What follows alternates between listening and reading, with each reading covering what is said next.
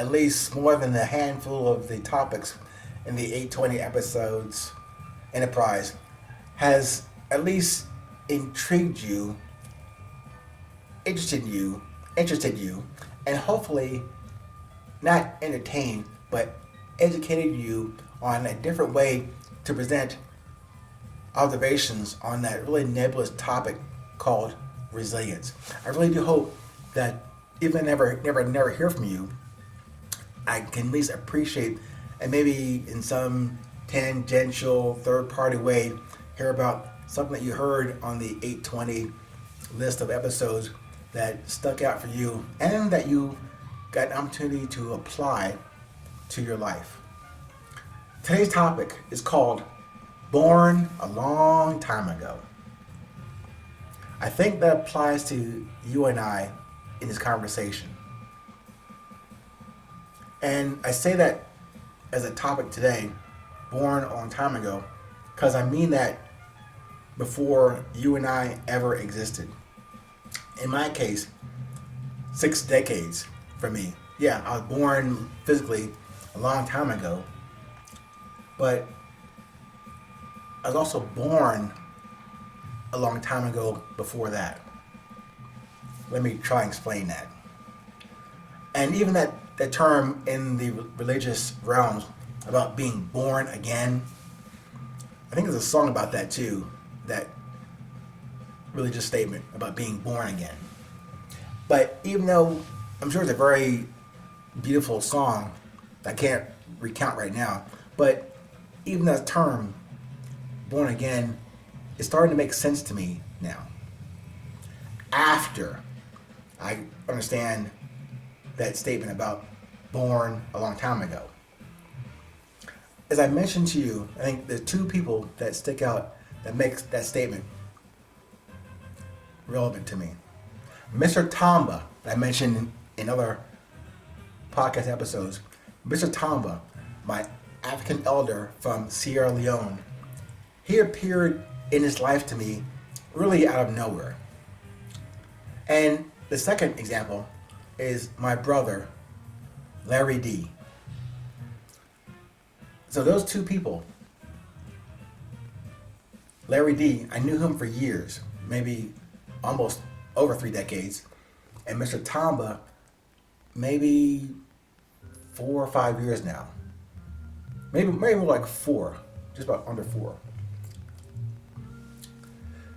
Now, before 4 years ago, I never met Mr. Tamba.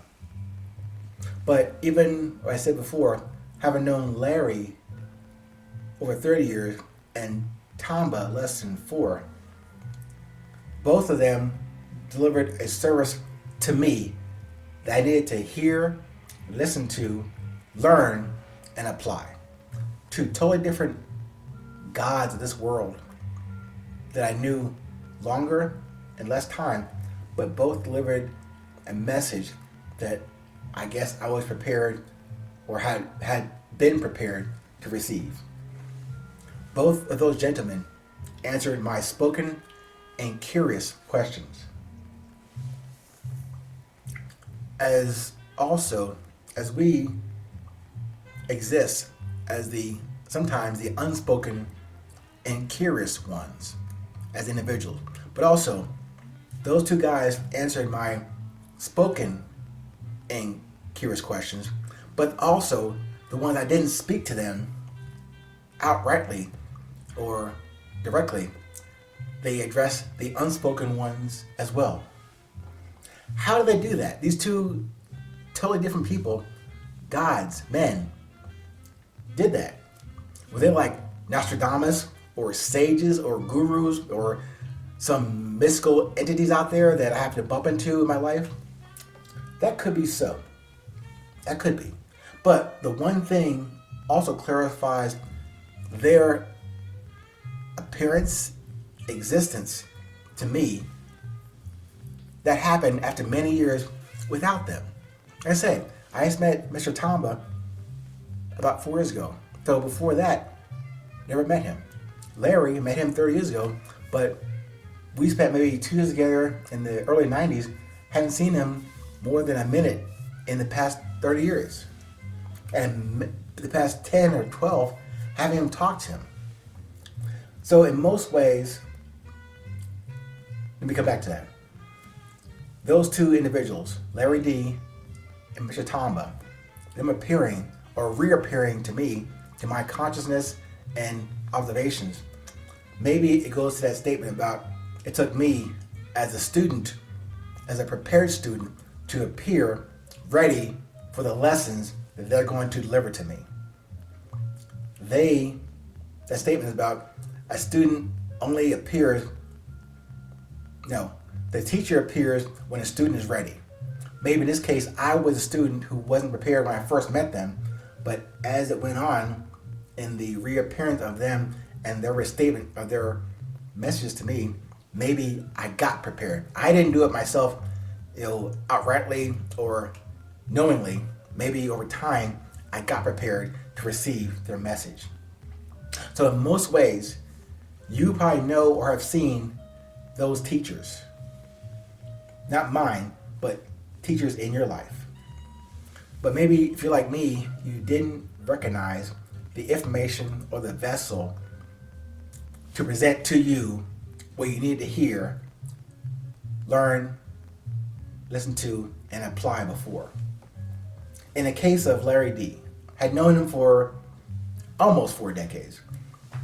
He always gave me words and guidance of wisdom in a very short, less than 2 years of serving together in the Army. With Mr. Tamba, I never noticed him before in his capacity as a security guard at the building where I used to live. But until I actively sought and went to them, Larry D and Tamba, with sincere, curious, genuine questions and my newly found or re-engaged interest in them, then their wisdom, as before, poured out of them into this empty vessel called me. Almost like a desert with, parched, without rain. Their wisdom and words now were able to soak in rapidly into me, that, desiccated desert, but needed that wisdom now. I can't say that I prepared myself to receive the experiences now. However, time and conditions and circumstances and awareness of my own humility made that conversation a lot easier to take hold of me and almost like restore me, refresh me, give me that water, that wisdom, that energy that I was missing, or at least ignoring for many, many years.